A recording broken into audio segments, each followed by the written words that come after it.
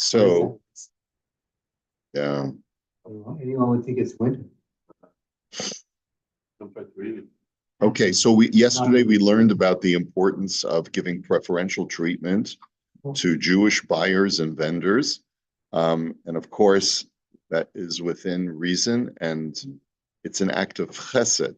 So when a person has a certain prevailing reason why he needs to give the business or do business with the non-Jew over the Jew, obviously then, it's very subjective, but it should certainly be a part of a person's calculus whenever they're trying to do business and there is an option to do business with a fellow Jew. Is there an obligation on the seller to charge a reasonable price so that they don't force Jewish customers to pay more than they need to? Well, the question is, what is reasonable? I agree. If it's significantly higher than we said if it's significantly higher, then you have no obligation to go there. Yeah, that's what that was our thought. I understand. Yeah. And it's significant. When the business model, I appreciate the costs are higher than marketing. That's probably why they're charging more. It was not that store in Chabad Gate was not really sustainable. It was really living off of chesed. It was because yes. and it could have been just as a convenience store, just like a convenience store will sell things for higher. That could have been their objective. Okay, next Siman Nun Aleph Haim Kispat Hakvua Bekir Nimkeret Im Habayit. Now, I think a kispat is some kind of silver. I want to make sure that I'm translating it correctly. So let me just make sure that I have it has something, it's an object of value. It's embedded in the wall. A safe box. Okay, it's a safe box. So I'm not sure. Let me see. And how do you pronounce it? It's called a kasefet. It's a kasefet. It's a safe. So I learned a new word today. A kasefet is attached or embedded in the wall. Is it considered to be part of the sale of the house? When I bought my house, it was really interesting.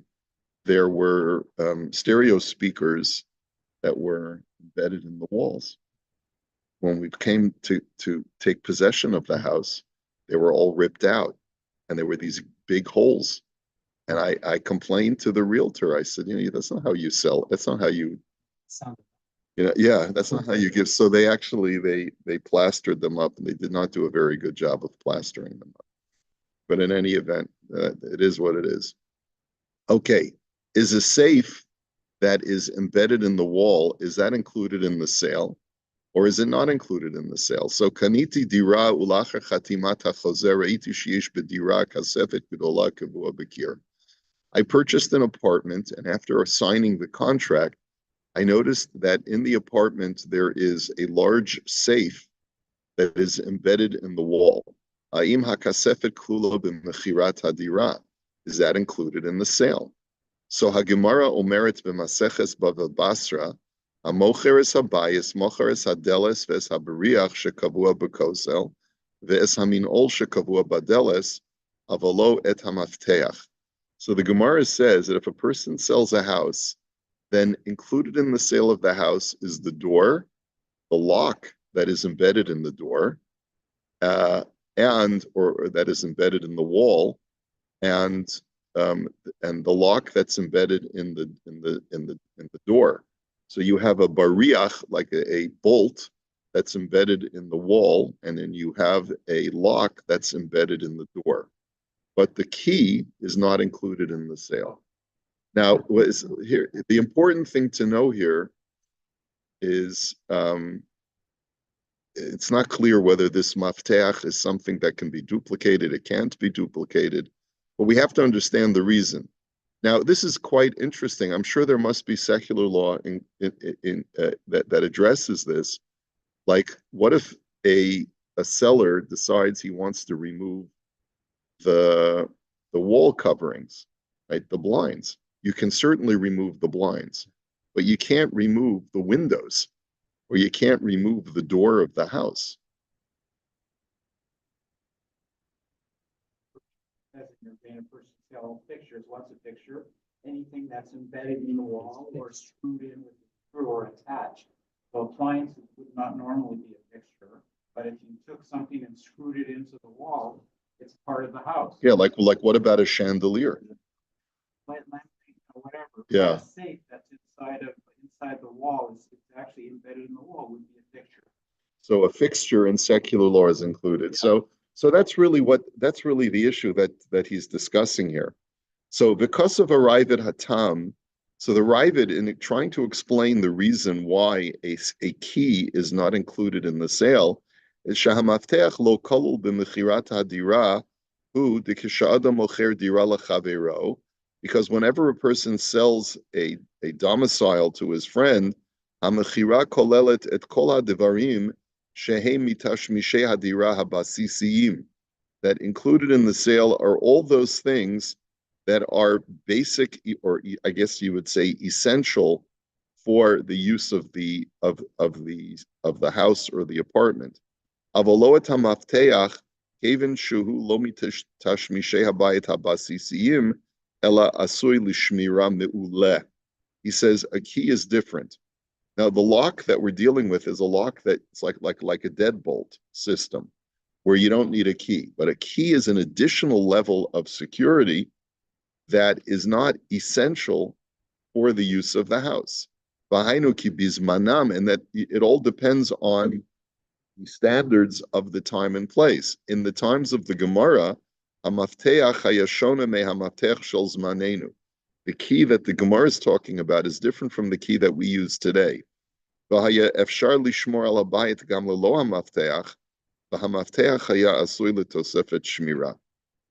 times of the Gemara, most people didn't have keys. It was an additional level of security that was not essential to the house. It almost would be like, wasn't it just a bolt? Well, normally you had a bolt, you had a deadbolt, and that was the standard level of security. So that's included in the sale. But a key system is not included in the sale, based on the standards of the times of the Gemara, that was not considered to be standard.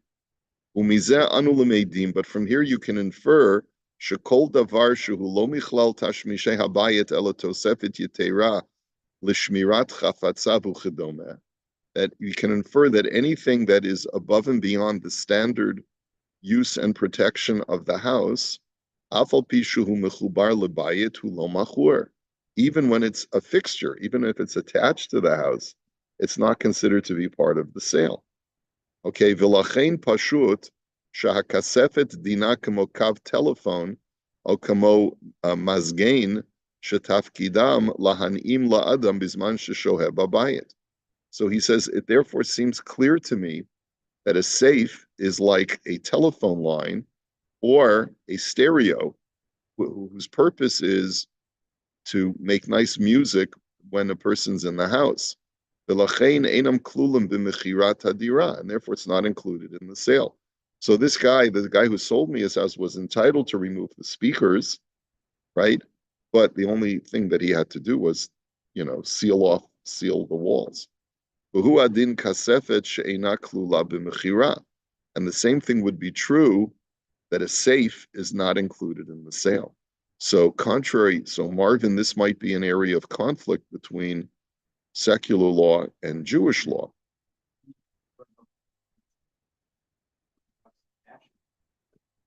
The cash is not screwed into the house. No. It's sitting there loose in the center. Yeah. I'm thinking about the speakers as well, because if they were screwed into the house, then you think a secular law they would be. Yeah. Okay, so I just want to point out, if you take a look at the footnote, there's an interesting annotation here. He says, Rabbeinu Hagon Shlita pasakan al pibir haravid to hamaftech lo machor mishum shuhurak l'netiruta yeterta. He says Rav Sharaga here is paskening like the Ravid's interpretation of the Gemara, that the reason why the key is not included in the sale is because it's considered to be an extra level of protection of the house that is non-standard. Amnam Yehuyan Berashbam Sham b'Mishnah Shepire Shahamavteach Eno Machor Mishum Shuhu Mitaltel. But the Rashbam has a different interpretation, more in line with what the way Marvin was explaining, is that the key is not attached to the house. It's not a fixture. V'chein kasav Rabbeinu Gershom Sham Dibra Maschala V'lo et HaMavteach. And Rabbeinu Gershom understands it similarly. V'ayin b'levush u'va'aruch ha'shulchan she'atichu tam zela halacha. And the fact is that the levush and the aruch ha'shulchan both side with that argument that anything that's attached to the house is included in the sale. Ulefi divreiha mashma de b'mafteach ha'mechuber l'bayit havi bichlal ha'mechira. So if you have a key system that is attached to the house, or the key is, let's say, non-removable from the door, so then it is included in the sale. Ulefi zeh b'nidon didan dahakasefet mechuberet l'kir yesh lomar dahavi bichlal mechirat habayit. And therefore, when a safe is attached to the wall of the house, according to that argument, not unlike Rav Sharaga, the safe would be included in the sale. Amnam ze'ena. However, that's not true. Dihine b'shut pnei Yoshua, kasav de gamla masha kasva poskim de dvarma mechubarim lekarkanim karma bayit. He writes that even if you hold that things that are attached to the house are considered in the part of the sale, but that's only regarding things that are germane to the house, to the use of the house. In other words, it has to be not only attached to the house, but it has to be functional for the utility of the house. V'lachein katav sham gabi kelim she'eno mitashmishe habayit. So therefore, let's say I have something that's attached to my house, but it's a gun rack or like a wine rack or something like that. That they're not included in the sale, even though they're attached to the house.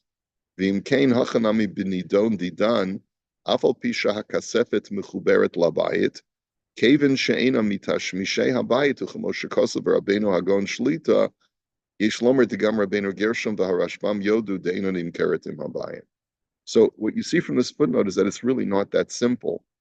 It's not only that it's he says even though it's something that's attached to the house, and according to many Rishonim, anything that's attached to the house is included in the sale. But it has to be both attached plus serving the functionality of the house, of the living space of the house. So, for example, it's like an air conditioner is attached, and it serves the functionality of the house to give, to provide a cooler temperature within the house. But things that are not directly related to the use of the house, let's say like a gun rack or a wine rack, those things are, I guess, extraneous to the house. The house is used. More than relevant today. Many people have big screen TVs. Let's say sometimes off the center of the wall. So you're on the wall, you probably have a rack that is attached to the house, to the wall, and then the screen. You can pull the screen off, and you look at that rack. So, Right. or what it holds the TV. So, unless you have to be liable if you take that away to fix the wall. What will happen to you with your speakers? Right. It would seem to me that if damage is caused to the house as a result of removing a fixture, even if you're justified in removing the fixture like the big screen TV, like Marvin, a big screen TV is a fixture, but it would seem that it should not be included in the sale. Oh, really? So, but people cover that. No. Also, if you had a Rembrandt screwed into the wall, what would you do with that? Yeah, right. What about this one that holds the TV up? That would be. Maybe it could be the rack has to stay, but maybe not the TV. I don't know. That's what they do. You have to negotiate. And then you go right. Yeah. But then you're bringing your TV, let's say, then it will fit in that. You gotta get it, you gotta remove it. And you have a hole in the wall. You got a hole in the wall and you gotta redo it. Yeah. So it's not so simple. It's not so simple that, well, and also what we haven't described here is what condition is the seller obligated to leave the house when he vacates the premises? Like, is he obligated to clean the house? Is he obligated, like, what are the living conditions that a seller has to bring a house to in order to satisfy the sale properly? Okay, interesting. Okay. Okay. Next shaila. Bidin iser ona'a bikarkos. Okay, there's the prohibition of ona'a when selling real estate. Now, normally we paskin ein ona'a bikarkos.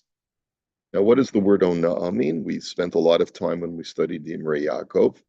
Ona'a means overcharging, placing a price on a commodity that is significantly higher than the fair market value, and exploiting an unsuspecting customer, or conversely, paying someone for a commodity well below its fair market value and exploiting a seller who is unsuspecting. That's what ona'a, that's the definition of ona'a. And the truth is that when we learned the laws of ona'a, we learned that even if you rip someone off, even by a penny, you're guilty. But the question that comes up in halacha is, what is actionable when you overcharge or underpay?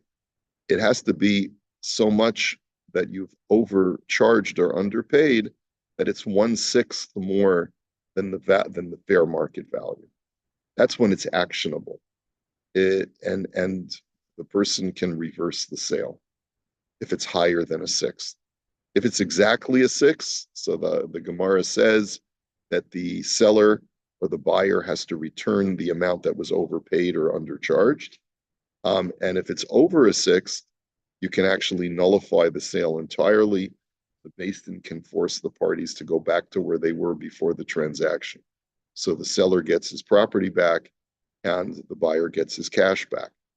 But one of the things that and by the way, that's only when one of the parties is being exploited because of his lack of knowledge. But let's say full disclosure is given and both parties clearly understand the fair market value of this object is X, but for me it's worth more and I'm going to charge you X plus 10. You want to buy it, fine. You don't want to buy it, also fine. So then there's no prohibition of ona. It's two parties, two consenting adults, as they say, agreeing to a transaction which goes beyond fair market value. So there's no prohibition involved because no one has been exploited. Okay, are we clear on that? I just want to make sure that we're clear. Now, one of the things that the Gemara also says is that ein ona'a bikarkos. There's no law of overcharging or underpaying with real estate because real estate is so fluctuable. It's so given to fluctuation that you can't place a fair market value on real estate in the same way that you can do on a commodity like a ton of rice or a ton of soybeans or something like that. Okay, so because there's an index on commodities, on widgets, on food and things like that. But there's no clear index on market value. Now, could you argue, well, what about the fact that we valuate property today?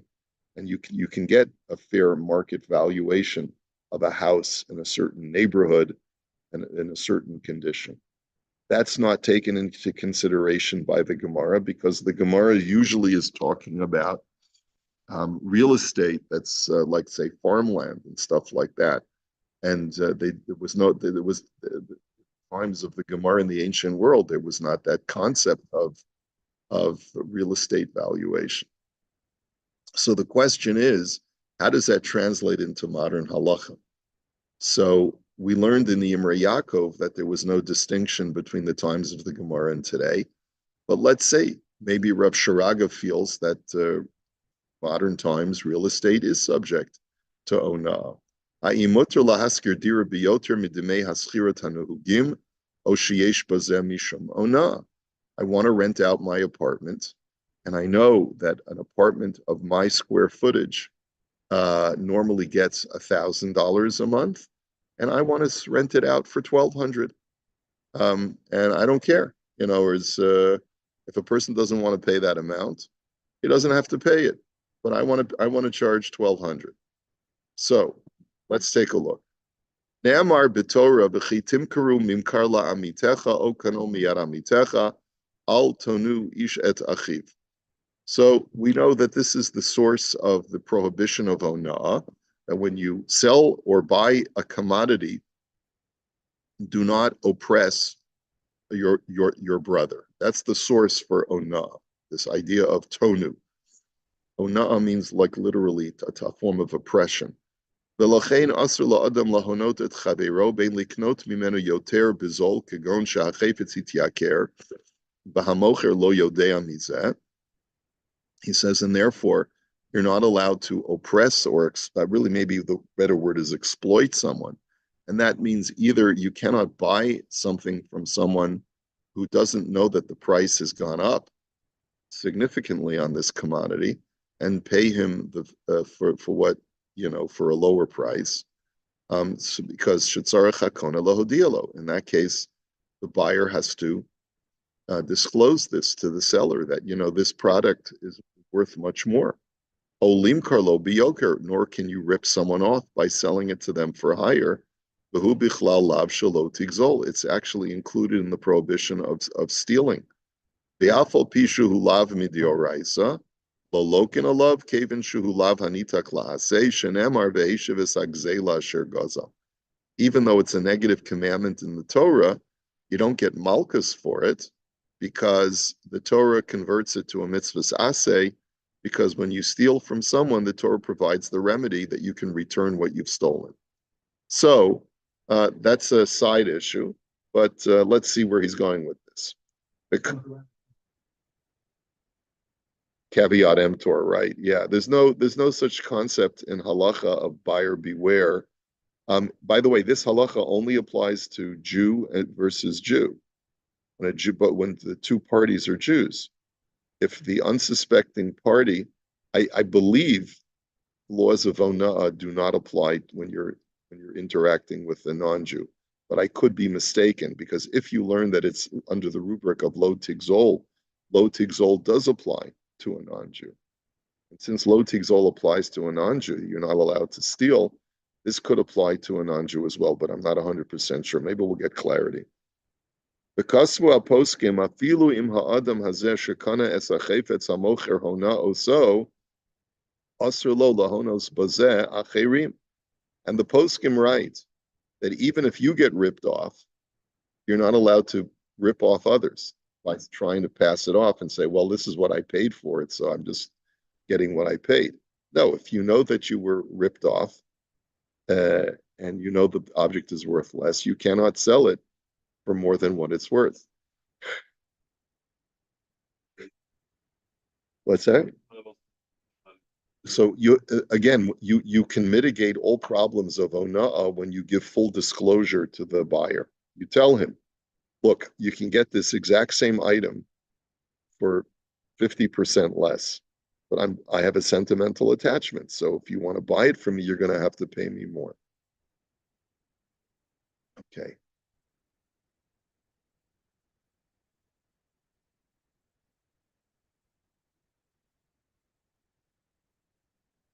Okay, so there's a bit of a machlokes as to whether it's under the rubric of gezela or not. Rav Sharaga believes that it is, but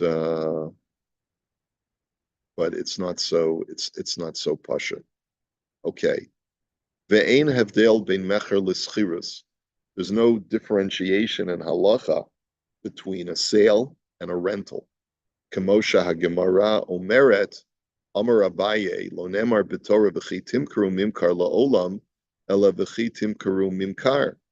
He says the Torah doesn't really doesn't prohibit ona'ah only when the sale is complete and final, right? V'gam schira liyam lo nikra mechira, because even a sale for a day is considered a sale. So I sell you my apartment for a month, right? That's called a rental. And therefore, v'lachein asr la'adam lahaskir mechonit o chayfetz bioter mehamachir hakavua shalo. And therefore, it is prohibited for a person to lease out a car or an object for more than the fair market value. Okay, v'chol ze dafka b'metaltalim. However, this is only with chattel, but with real estate, the law of Onah does not apply. And we're going to have to see why and whether that still holds true for modern times. We'll continue Mir Hashem tomorrow. Have a great day, everybody.